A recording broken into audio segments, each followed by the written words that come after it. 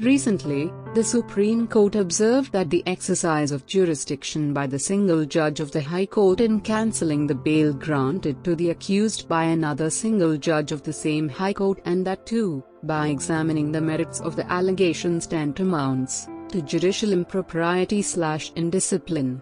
We are of the firm opinion that the exercise of jurisdiction by the learned single judge of High Court of Madhya Pradesh in cancelling the bail granted to the appellants by another single judge of the same High Court, and that too, by examining the merits of the allegations, was totally uncalled for and tantamounts to judicial impropriety/indiscipline. The Supreme Court bench comprising Justices B.R. Gawai and Sandeep Mehta observed. The Supreme Court expressed displeasure with the conduct of the single judge of the Madhya Pradesh High Court who cancelled the bail as already granted to the accused by another single judge of the same High Court.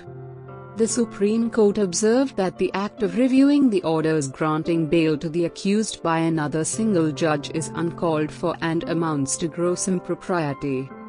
The learned single judge, while passing the impugned orders dated 12th of December, 2023, has virtually reviewed the orders granting bail to the appellants dated 8th of September, 2022 and 14th of September, 2022 by another single judge of the same High Court. We feel that such exercise of jurisdiction tantamounted to gross impropriety, the Supreme Court said. The Supreme Court questioned how the application seeking cancellation of bail came to be listed before a single judge other than the learned single judge who had granted bail to the appellants, as the application for cancellation of bail filed on merits as opposed to violation of the conditions of the bail order should have been placed before the same learned single judge who had granted bail to the accused, the Supreme Court stated.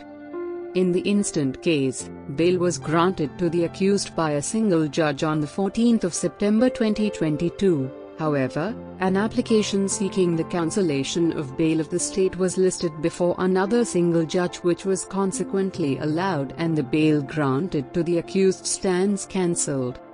While relying on the Supreme Court judgment of Abdul Basit, the single judge of the High Court cancelled the bail granted to the accused by noting that the facts brought to the notice of this court by the prosecution were such glaring that the court found it a suitable case for cancellation of bail.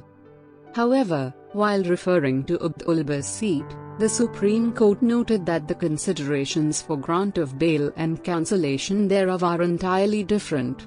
The bail could be cancelled if the court is satisfied that after being released on bail, a. the accused has misused the liberty granted to him, b. flouted the conditions of the bail order, c. that the bail was granted in ignorance of statutory provisions restricting the powers of the court to grant bail, d. or that the bail was procured by misrepresentation or fraud.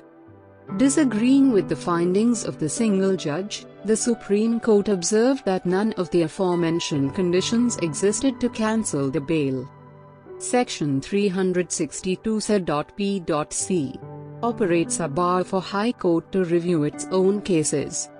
Further, the Supreme Court observed that the High Court cannot review its own cases within the limited scope of Section 362 C.P.C., which operates as a bar for the High Court to review its own order. It is an accepted principle of law that when a matter has been finally disposed of by a court, the court is, in the absence of a direct statutory provision, functus officio and cannot entertain a fresh prayer for relief in the matter unless and until the previous order of final disposal has been set aside or modified to that extent. It is also settled law that the judgment and order granting bail cannot be reviewed by the court passing such judgment and order in the absence of any express provision in the code for the same. Section 362 of the Code operates as a bar to any alteration or review of the cases disposed of by the court. The singular exception to the said statutory bar is correction of clerical or arithmetical error by the court. The Supreme Court said in Abdul Basit. Case title: Himanshu Sharma, Union of India. Citation: 2024 Live Law, SC 157. Click here to read the judgment.